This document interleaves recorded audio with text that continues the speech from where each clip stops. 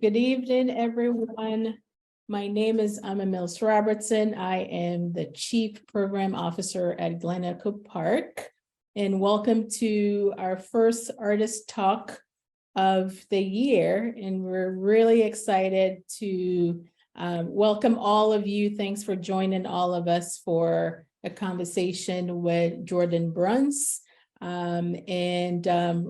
We are very thrilled to have Jordan present his show in our popcorn gallery, and it's titled Playing with Reality, 15 Years at Glen Echo Park. So we are going to be in conversation. I'm going to ask Jordan a few questions, and then if you have questions, please hold them until the end, or you can also put your questions in the chat box. But Jordan and I will, I guess, be in conversation for maybe about 40 minutes. And then the last 20 minutes, we'll love to take questions from all of you. So I'm going to do a little introduction, and then we will get the conversation going. Jordan, are you ready? I am ready. Thank you so much for having me tonight. And I want to thank you and Christina King for hosting tonight. Great. We're thrilled to have you as well. Like I mentioned, Jordan Bruns, he has a solo show in our popcorn gallery titled Playing with Reality, 15 Years at Glen Echo Park.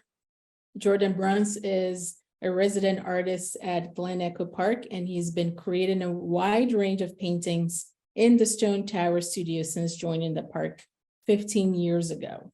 He's known for his large-scale abstractions depicting themes of order versus chaos. The show celebrates his range as an artist, featuring a stunning collection of paintings with varying degrees of realism, from portraits and landscapes that evoke mood and personality to still life paintings that border on trompe realism. In 2004, Jordan received his BFAs in painting and illustration at Maryland Institute College of Art. He earned his MFA in studio painting at Indiana University in 2007.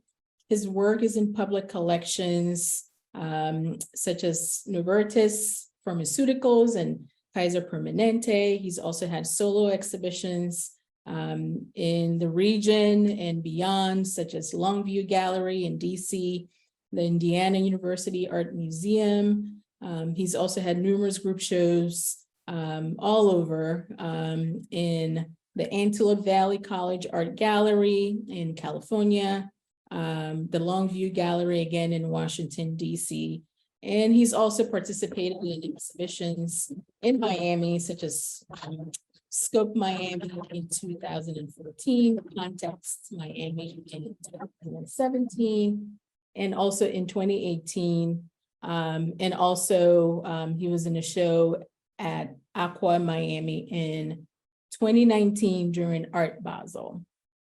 He was on a 3-year sabbatical in Tokyo, Japan, from 2018 to 2021, where much of his current aesthetic influences stem from.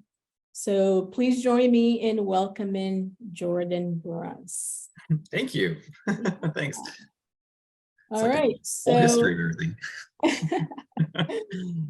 So I'm not sure if everyone has seen Jordan's solo show in our popcorn gallery at Glen Echo Park, but if you haven't, please go check out the show. It will close this weekend, Sunday. So please go see the show. It's stunning.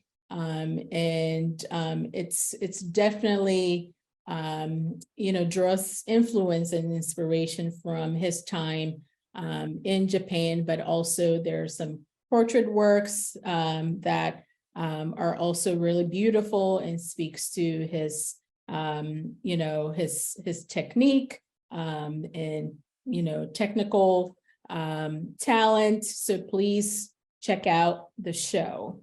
So Jordan, I love the title of the show, Playing with Reality. Will you talk to us a little bit about the title and why that title and how it's connected to you as an artist and the work you produce? Yeah, that's a great question. I think the idea of behind playing with the reality as a title and a theme for the show, um, it goes a lot back to the just the mentality I have with as a teacher, and that's kind of reemphasized with some of the quotes on the wall about how important the act of teaching is as part of my own work, actually. But I really think that students should approach art making from the play standpoint, Mm. especially representational. You know, it should be a discovery. It should be exciting. If there's any part of art making that is boring, then we're doing it wrong.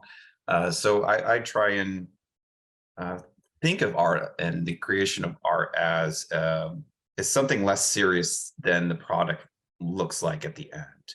Mm. And I'd much rather have a failed piece of artwork that was exciting to create and build from a play standpoint than just a really over the top beautiful piece. You know, that the act of discovery is really the exciting part of it all. Um, so I think that's really what it is. And as an abstract painter, that to me felt like the more serious approach to making art because it was so personal for so long. So it's like I was kind of tinkering with something different at this kind of the side of my art of the more realism kind of path, I guess, if that makes sense. Yeah, for sure. It does make sense.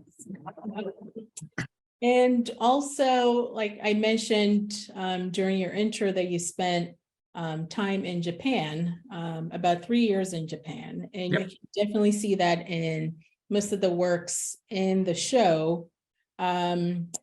Can you first talk about your connection, maybe adjacent connection with Japan through family? Oh, absolutely. Specifically your grandfather. When we were chatting prior to preparing for this talk, you mentioned your grandfather's connection with Japan, and I wanted you to talk a little bit about that.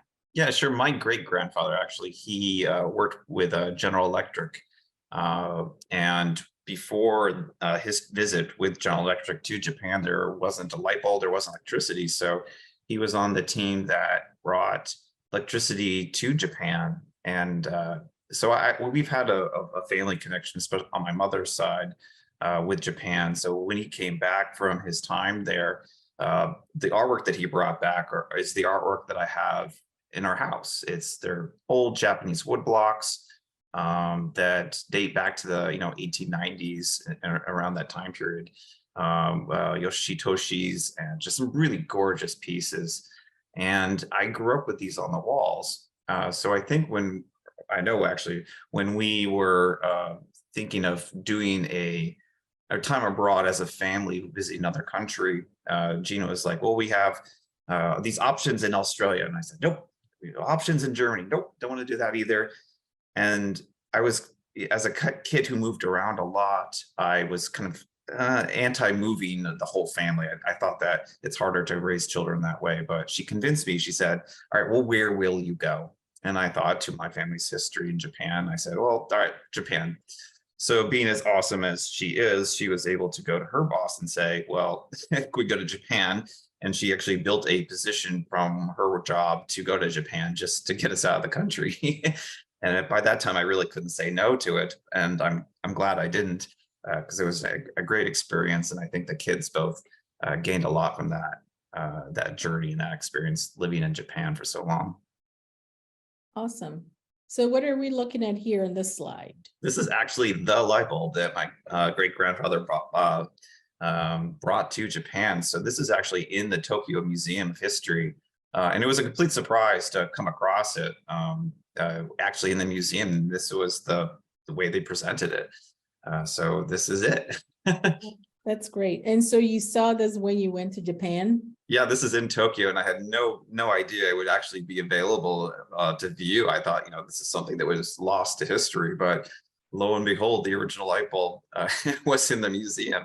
And I took a picture of. I had to set it to English, but this is the little iPad-y thing that gives all the information based on what you're looking at. And we asked, and they said, "Yeah, this is the original." I said, "Oh, well, great." That's They were amazing. less impressed that it was my great grandfather when I told them that. They just kind of smiled and nodded, but And then you also have this is a family, I guess. this is what he brought back. This is Mhm. the artwork that my great grandfather brought back with him. One of the triptychs, which is hangs above our mantle. And the katana actually underneath it is not something that he brought back. That was my inner 14-year-old Jordan who really liked Ninja Turtles growing up. He really wanted a samurai sword. So for Father's Day, a handmade katana was made for me, and it took 6 months to make the blade. And I've never used it. It's just sitting on our fireplace, just as it's a piece of artwork. It's really just it's fun. Yeah, it's beautiful. Great. So talk about your time in Japan. Were you, was there any culture shock? Oh, How absolutely. was your Yeah. experience as, I guess, also as an artist, coming Y- from here to there? yeah, I think I had different expectations for myself, and I've talked about this before with some of my students. Just the expectation of going into another culture or another environment, knowing that you are or plan on doing some sort of art. And I think my first year in Japan, I was probably the least productive I've ever been in my life.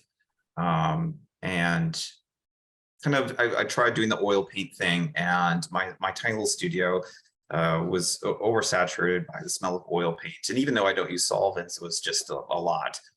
And so I knew I had to kind of reroute as an artist and figure out something different than what I normally would do. And prior to Japan, it was like you said, kind of just working as a abstract painter uh, with that idea of just that is what my niche is in the DC world.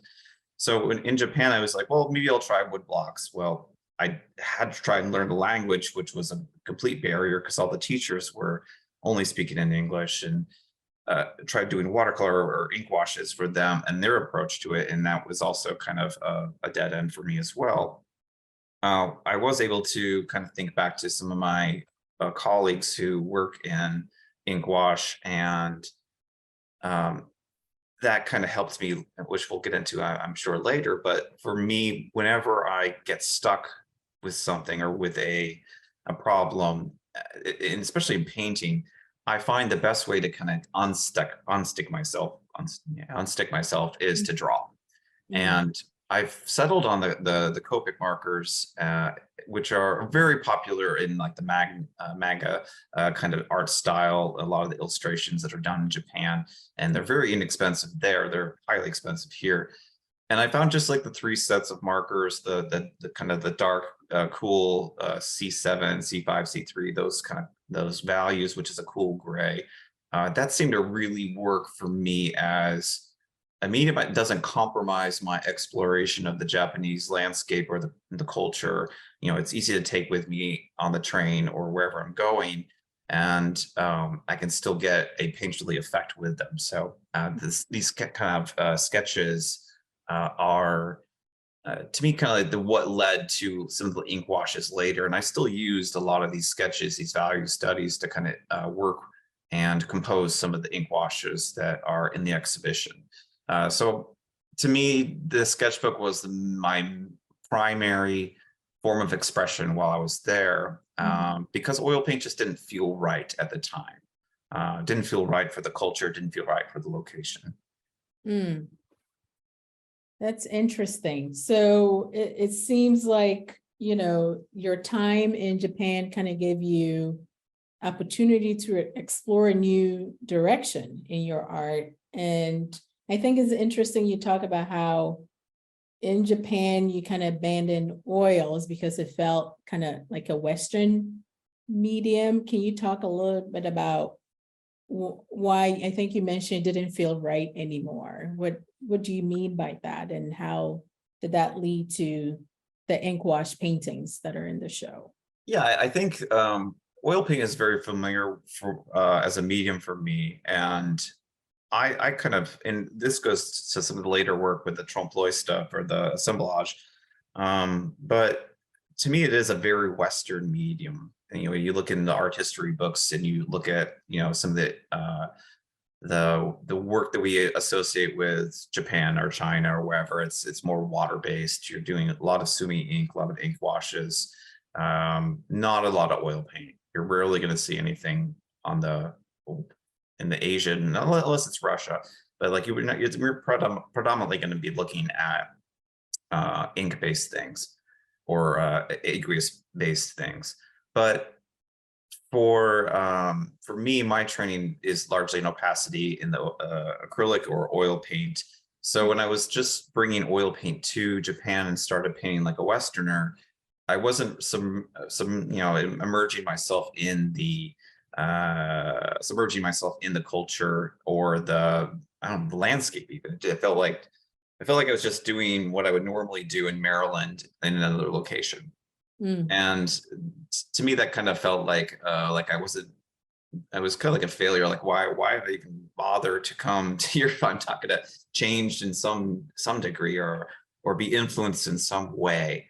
Mhm. So I really needed to find a solution to that problem. Mm. And I think just moving out of oil for a little bit was very healthy for me as an artist. Yeah. And so in a way you became like I think you mentioned sketchbook artists Yeah. and doing a lot of sketches and paintings on location.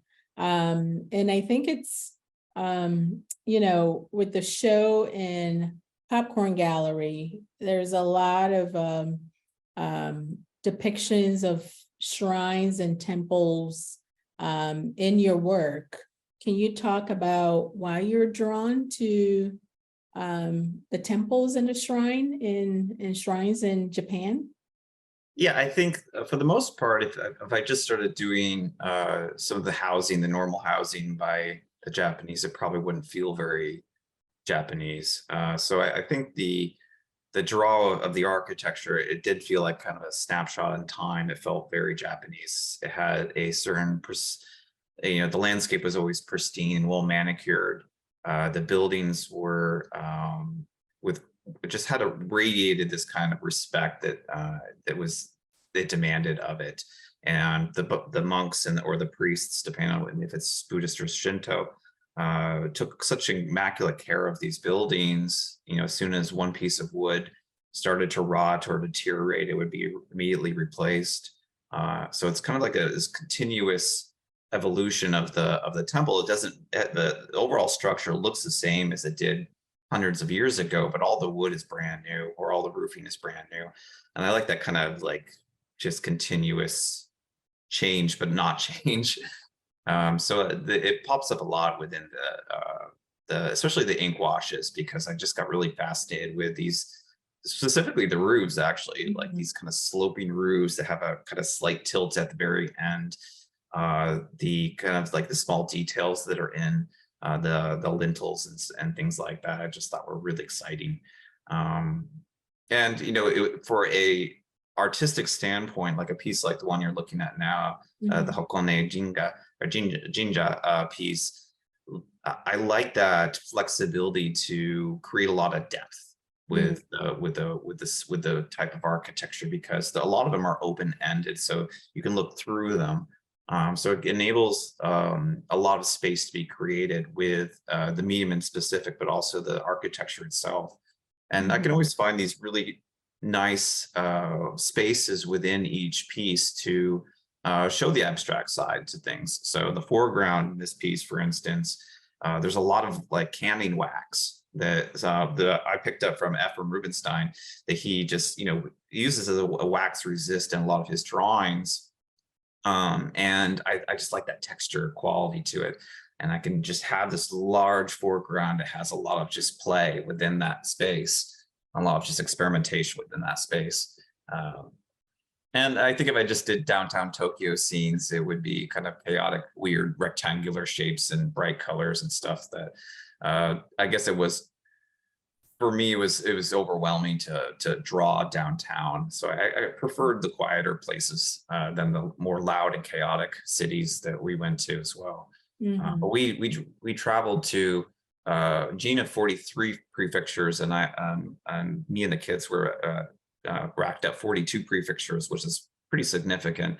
Wow. Um, a lot of travel, but during the pandemic, they shut down the island, and but within the island, we can travel wherever, and the Japanese government actually encouraged it, simply because if they didn't encourage the travel within the island with the people who were there, who lived there, the economy that was so based on tourism would have collapsed. So we said, okay, we'll take your little freebies and your discounts to go travel. We'll take advantage of this. So Yeah, we got out and about. So that's fantastic. And one of the things I love about these ink wash paintings, there's this finished and unfinished quality to them. And that kind of reminds me of, like you mentioned, Ephraim Rubenstein, who's one of your, I guess, mentors. He was one of your professors in school. And then there's also this blending effect of like representational and abstract. It's like this merging of different techniques, and there's also the east-west kind of aesthetic in there. Can you speak about, I guess, the dualities and how they work in your paintings? yeah, I think I look at the ink washes. There's another instructor, Mark Carnes at Maryland Institute College of Art, who was a big um, push for the ink wash as a medium for oil painters to work with, just to kind of think about value in painting and how important that is to the craft. Hmm. So he had us do ink washes for quite a bit um, before we started getting into oil paint. And another colleague of mine, Ilya Gefter, who runs the Tel Aviv School of Art. I don't think it's called that, but he runs one of the main art schools in Tel Aviv. He came to visit us in Maryland quite a while back, and brought his ink washes. And I immediately fell in love with his work, and I thought they were some of the best ink washes. And still to this day, I think he's probably one of the most gifted artists in the medium. And I have two of them in our house, actually. I can probably show you guys because they're actually right next to me later. But his work is I've always been enamored by Ilya's work. And he approaches it from this kind of standpoint, almost like if anyone's ever seen John Singer Sargent's watercolors. And to me, there's kind of an unfinished quality to Sargent's watercolors as well, that wherever sunlight is touching in his watercolors, it's the white of the paper, regardless of if the actual subject matter is gray or black or whatever it may be. If sunlight touches it, it's going to be white. Hmm. And there's a certain openness to that idea and that technique. And it's such a simple idea. It's like, touched by sunlight, it's easy, I'll leave it out. But to find the right patterns and the right subject matter for that to work is really the trick of it. But I did definitely think about Ephraim's oil paintings, and actually his wax resist pieces as well, as I was creating these pieces, because it's such a large part of my foundation of as being an artist. But I think this approach to making art felt right. So like when I was searching for the right medium for the location, for the subject matter, it was definitely ink, and it should have been an ink for an obvious choice from the get-go for me, but it took a little bit of time to figure that out.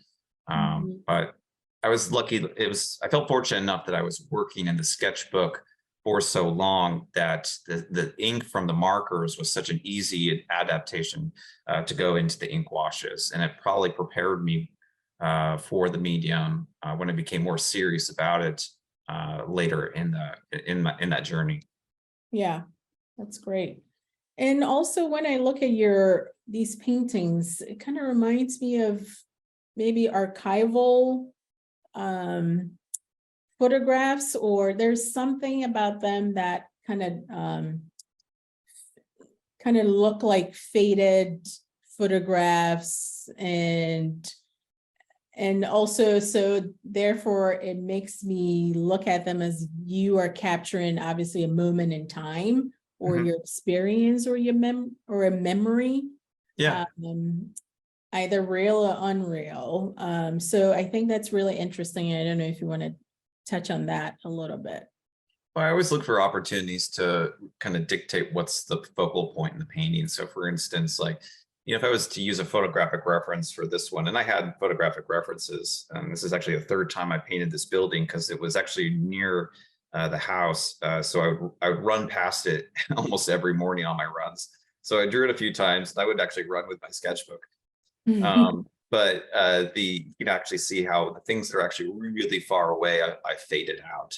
And I've always been enamored with atmospheric perspective, and that actually is kind of as a reference back to some of the abstract paintings that I do, where if my abstract paintings don't have a lot of space, a lot of depth in it, I'm dissatisfied with the piece. So I need some exploration of depth within everything. So with ink wash, the closer the values get to the white of the paper, the further they feel away from me.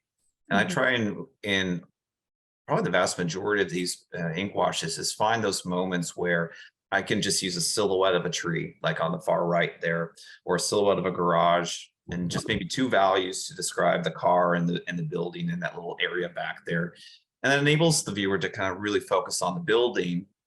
But if they want to spend a lot of time with the piece, then they have that opportunity to have this little miniature landscape back there that by itself should hold up on its own.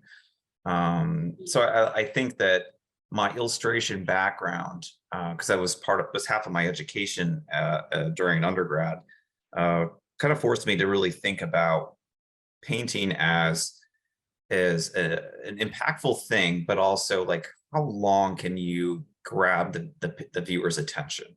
And the Mhm. longer the viewer has time to explore the environment, the more successful the piece is. So if Mm. it's just like a quick, immediate see the image and be done, or be bored with that image, that to me is more illustrative and needs a lot of text to go with it. But Mhm. something where you can really dive into the landscape and discover new things the longer you look at it, that to me is more of a painting kind of thing. It's something that I look for and strive for in art. Mm. That's interesting. All right. So what are we looking at here? Are these the This is my failed attempt pieces at that trying you're to be calligraphy. Yeah. So this is Shoto. This is my attempt at it. So this is me, my class that, uh, and my drawings up above. So it didn't go very well.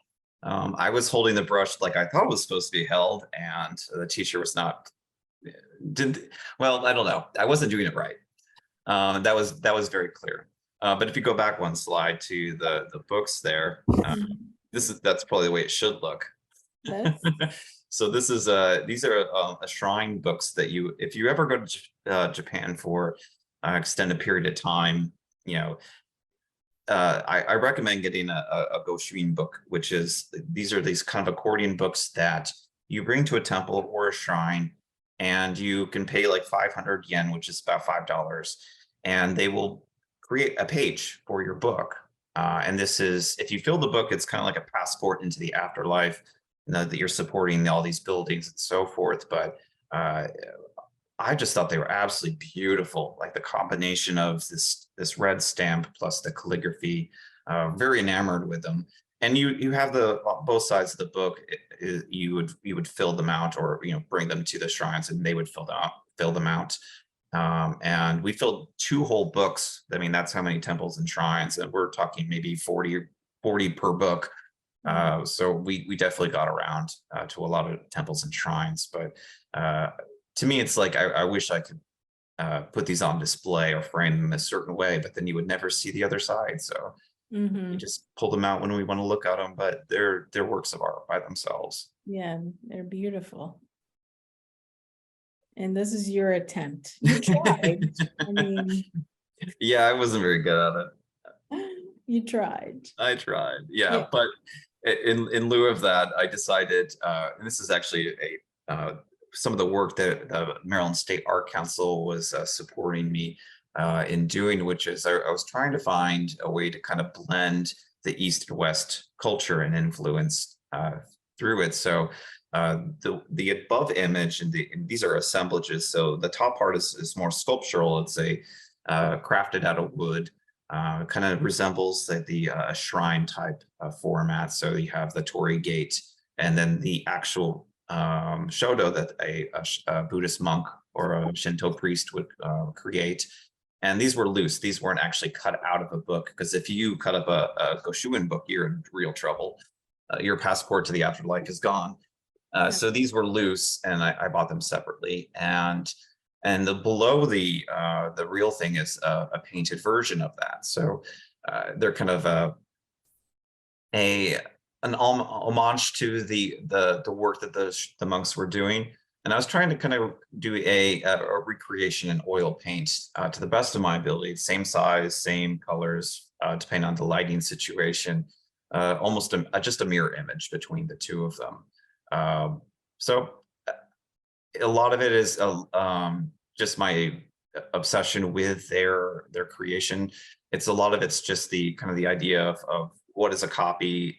Am I stealing the imagery and making it mine, or like much like you know all Western painters have stolen from other painters or other cultures, and how acceptable is that as an artist? So a lot of ideas are bouncing around in my head about the appropriation of this, or the right or wrongness of this, and it's interesting to me what that means. But I've also attached the palette as kind of as like evidence in a way, or a deconstructed version of the painting. So the body of work is fascinating to me, and I like to see where it goes. It's not something that I think I'll continue in the immediate future. I think the Japanese influence on the subject matter will definitely depart, but I definitely have some ideas tinkering around in my head about the idea of the assemblage and what that actually means and looks like going forward. But I'm very grateful for State of Maryland and the Arts Council there for helping me out on this project. That's great. Yeah, I mean, I am fascinated with assemblage pieces, and it goes back to Picasso during his Cubist constructions, and a lot of artists in the 50s and the 60s kind of approach art making using this technique, and a lot of artists, including yourself, are still kind of continuing this technique of just assembling everyday objects, either found or created, and creating this really interesting piece.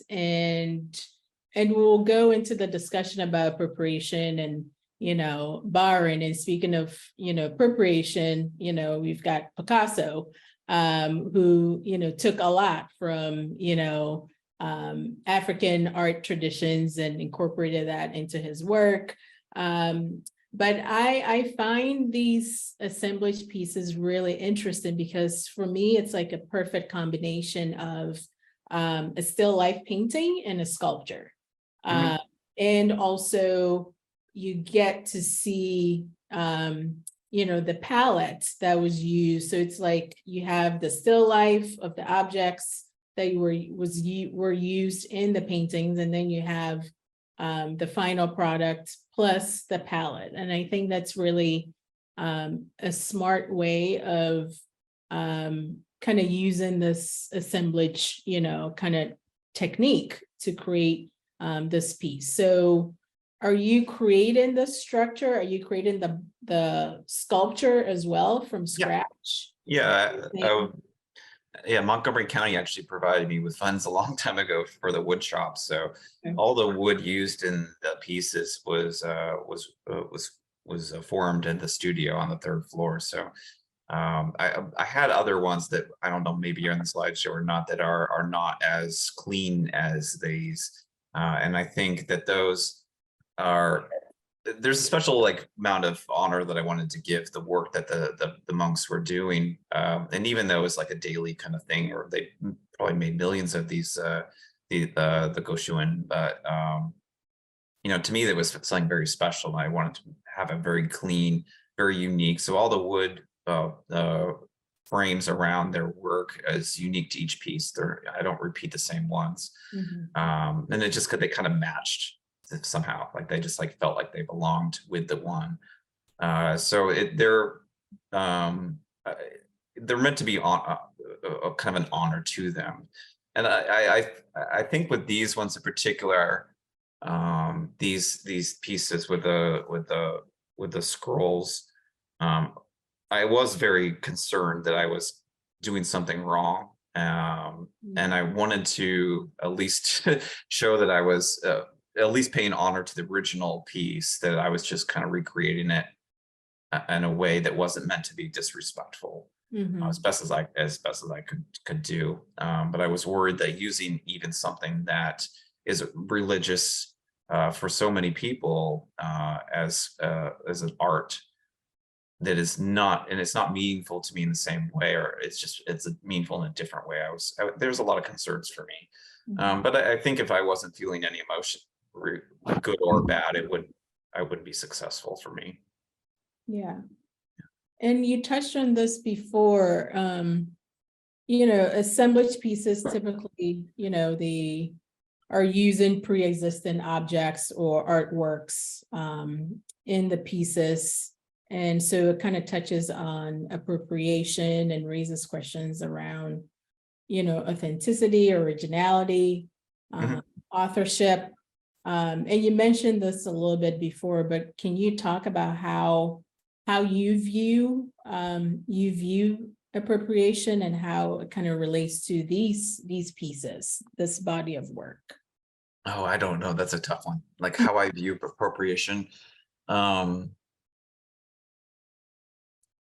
I don't know. That's a good question. I think for me in these pieces in particular, like a lot of the imagery, people wouldn't have seen otherwise, and it Mhm. kind of is a way to a bridge between the cultures, meaning that I'm showing and hopefully educating people about what this is. This is a very important part of the Buddhist, at least the Japanese Buddhist kind of culture. And I certainly didn't know about it before going over there. So to me, there's almost like I'm to me, it's more honorific, Mhm. that I'm including the original artwork and I'm showing the kind of my version of it as best as I can. I'm trying to do it in a Western medium that's unrelated to the original piece. You know, it's they're using ink and ink in both the signature or the lettering, I mean, and the stamp itself. And I'm using straight oil paint, the very Western versus very Eastern kind of idea. So I like that kind of that play, that bridge. In terms of appropriation, though, I don't know. I don't think I'm making their work mine in the same way. To me, it's more of an homage to that. Mhm. I hope at least, but that's something that I think about, and I don't think I fully have come to grips or understanding of what that means or what that looks like. Mhm. Um, I have plans to kind of do more collaboration work with sculptor artists or assemblage artists. Um, and uh, well, I won't get into stuff that I haven't done yet. So It's exciting though, but yeah, I mean, I look at it more as specifically with your works, like you're creating a new meaning, with objects that could be familiar to us or not, and put in a different context. And I think that is kind of interesting to me, with these works and all kind of assemblage pieces as well. And this is another one that you created, inspired by Goya. yeah, this one was a hard one to paint. But this was actually the first one I did. Uh, that well, first more politically driven one that I've made. This one was hard just because we got back from Japan. You know, it was a reverse culture shock, or a new culture shock in a different direction, going back to the more of American society. But Goya's Third of May was such an important painting to me. It was the first copy I've ever done of another artist's work. So I did the original copy of Goya's Third of May um, in in high school for my Spanish class, and that painting always stuck with me. And I later discovered through studying art history that it's been copied a few times by Manet with Maximilian's rule, and Picasso did one because he's a thief, of course. So he did a Korea, but it's just a powerful image of you know, submission and of atrocity of one group overpowering another. So my fear moving back to the United States, that kind of reverse culture shock, was that, oh my gosh, there's guns everywhere. In Japan, there aren't guns. They don't have to really worry about my children being uh, in a situation where they're powerless.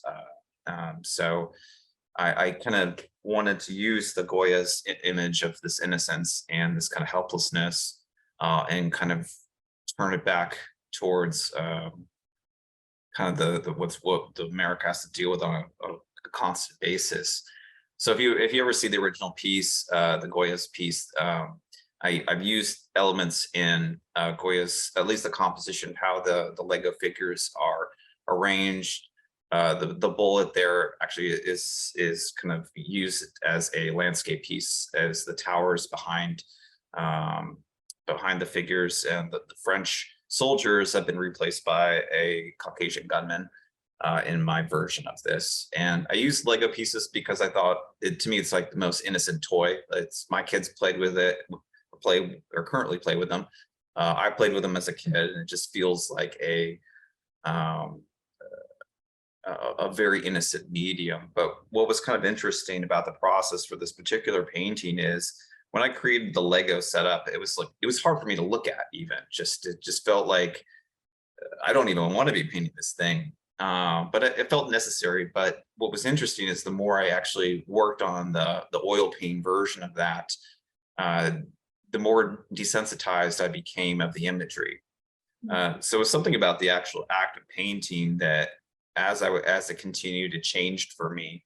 And it felt very similar in a lot of ways how we deal with mass deaths or mass shooting in America. We almost become desensitized to that. So it means a lot. This piece is an important piece to me, from the standpoint that this feels very current. It feels very American, and I don't think we've had an American version of Goya's Third of May that felt as frightening to me as this one did. So, but it just felt like that whole being desensitized was a weird experience for me. Yeah, it's a really powerful piece.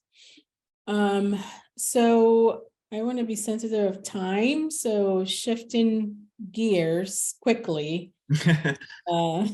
We have some selection of portraits in the show, and when I was going through some of these pieces, I noticed the titles. Was this body of work related or inspired by Greek mythology, or Well, I think if I used the models' real names, it would be kind of strange. Okay. So I tell stories about my models while I paint them, just so they all don't always look exactly the same. But one thing, if you actually go back to the first one, it's a fun kind of you can actually see the painting behind Persephone here. It's a Degas of absinthe drinker. So I'm always thinking about like the history of painting. And this also relates back to the way Ephraim taught me to paint, which is using the color spot method.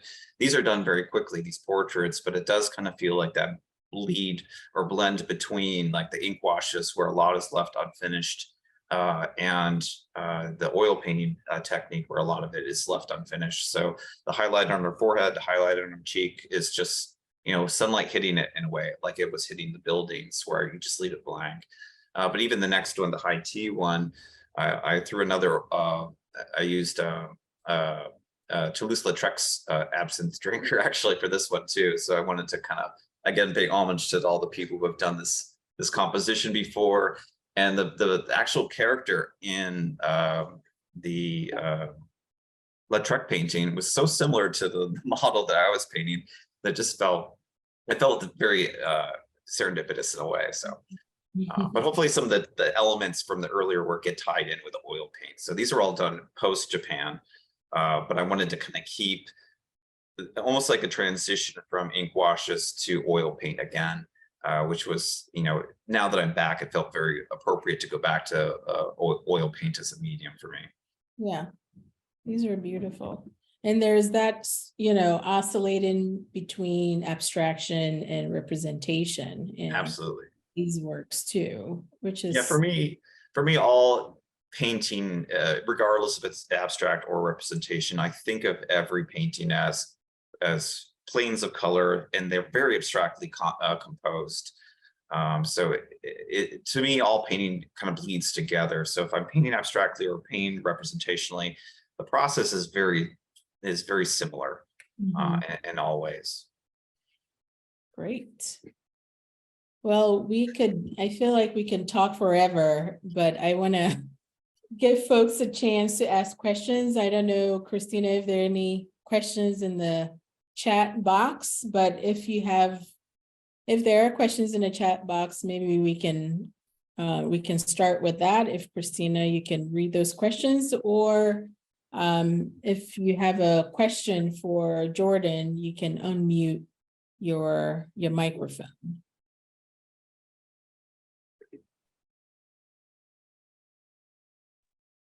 I don't see questions in the chat, so if those that have questions want to unmute themselves, go ahead.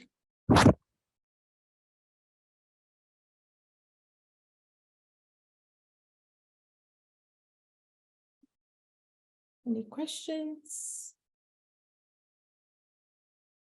Oh, thank you, Mary Beth. You're the best. All right, this is info about Jordan's studio at the park. And we also have a QR code here, his email, his website, Instagram. Yep. Jordan, can I ask you a quick one? Absolutely, Patrick. Would you consider an ink wash to be like a watercolor? I mean, the ink is blended with water and then it dries permanent, right? Yes. The approach to them is very comparable to a watercolor. It's very little or very almost the same exact thing. The only thing I'd say, at least with my process, and this actually is the same with Ilya, who was kind of the inspiration for me to go back to ink wash, is when you do an ink wash painting, you actually don't go light to dark.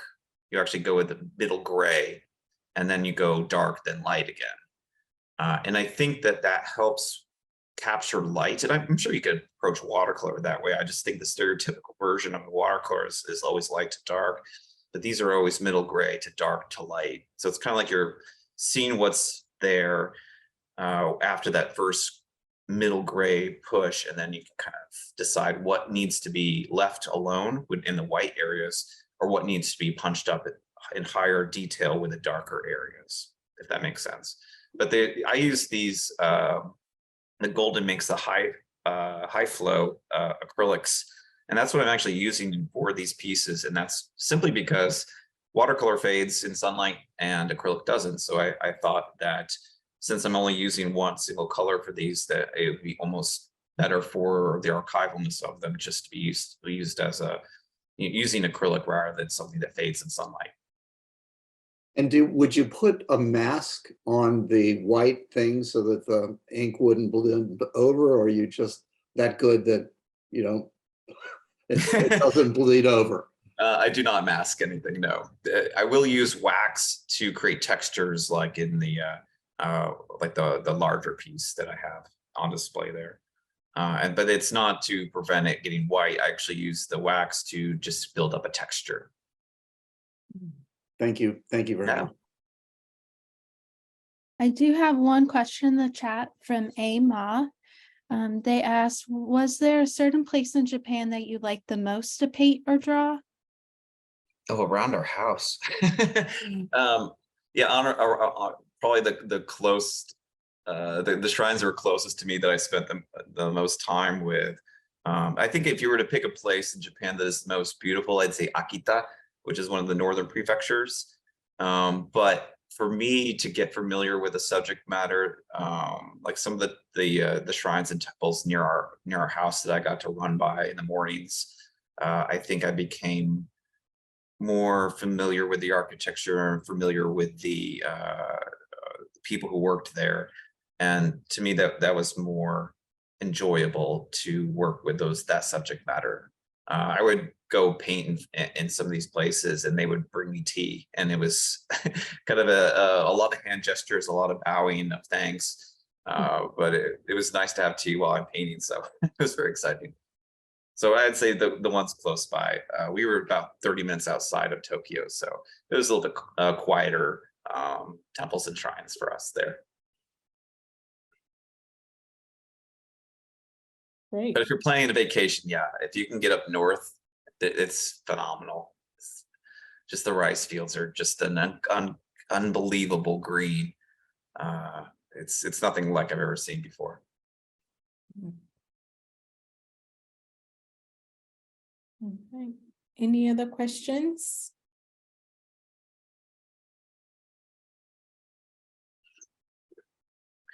Well, you can always come by the studio. I'm there most Saturdays and some Sundays, and feel free to always ask questions for me. And if you want to see the show in person, please stop by on Saturday during Carousel Day, which is a big event.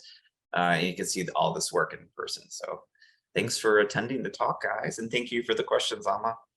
Yeah, of course. This was a lot of fun. Thank you so much, Jordan, for your time. Are you working on a show? Anything coming up for you where people can see more of your work? You mean upcoming exhibitions? I don't think I have anything on the docket currently. Okay. Right now, we're really kind of focused on the spring classes and the art clinic online that we do, which is arts discussions that are every other Saturday morning. So those are really kind of our project currently. And then there's a trip to Italy on the horizon. So I'm very excited to be surrounded by artwork again. That's, just absolute. So I don't know. I'm so excited to go see some Bernini sculptures again. So I don't know. I don't think I've ever been influenced like on a simple vacation like that. I don't think it's going to change my art, but it'll just be so enjoyable to be inspired by that again. Yeah, that's Gefter is Gefter, Dan. Actually, if you have a second, yeah, can I share my screen or share my video feed? I sure. can pull it off a wall. Can you guys see this? Oh yeah, that's the ink wash. So this is one of Ilya Gefter's ink washes, and these are. I think this one is actually Toronto that he did, but it's like leaving the white vacant, and what you can do with just this very simple blocking of shapes.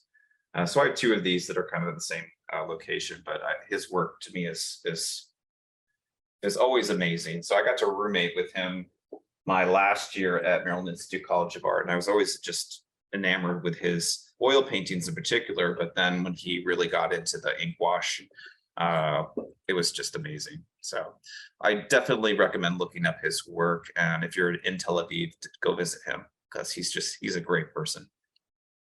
Fantastic. Well, thank you so much, Jordan. Thank you. Yeah, it was a pleasure chatting with you, and I also want to thank everyone for attending tonight's talk. We appreciate your time.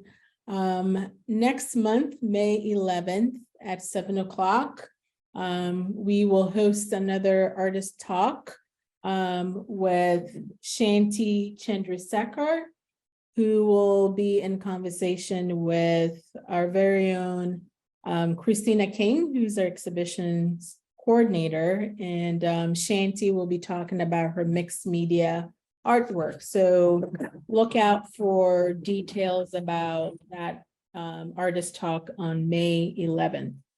And you can always check our website for additional information about park events and activities. As Jordan mentioned, this Saturday, is the opening of our carousel. So if you love to ride the carousel, have little ones who love carousels, please bring them to Glen Echo Park this Saturday from 11 to 4 p.m. So we're really excited to open the carousel again, and it's the start of our season of events at the park. So hopefully we'll see you all this Saturday or during the summer for one of our festivals and events at the park.